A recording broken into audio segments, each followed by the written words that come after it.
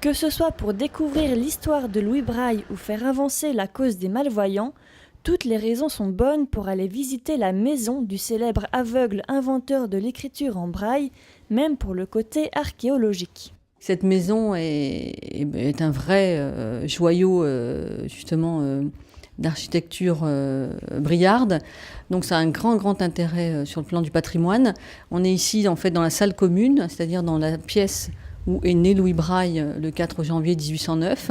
Donc la maison natale de Louis Braille, c'est une demeure massive, paysanne, typiquement briarde du début du XVIIIe.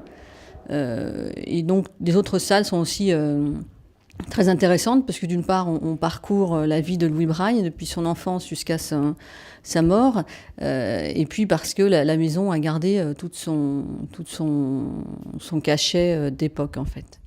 Il s'agit aussi de connaître l'histoire de Louis Braille, grâce à qui les malvoyants retrouvent la vue à travers leurs mains. Il n'est pas né aveugle, en fait, il a eu un accident à l'âge de 3 ans parce qu'il jouait dans l'atelier de son papa qui était bourrelier. Le métier de bourrelier, c'est le métier du travail du cuir et tout ce qui est outils de trait des animaux.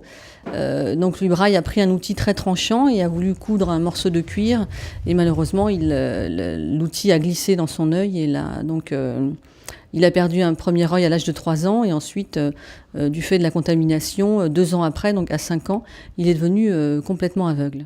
Le célèbre Cupressien est aussi le seul Seine-et-Marnais à reposer au Panthéon.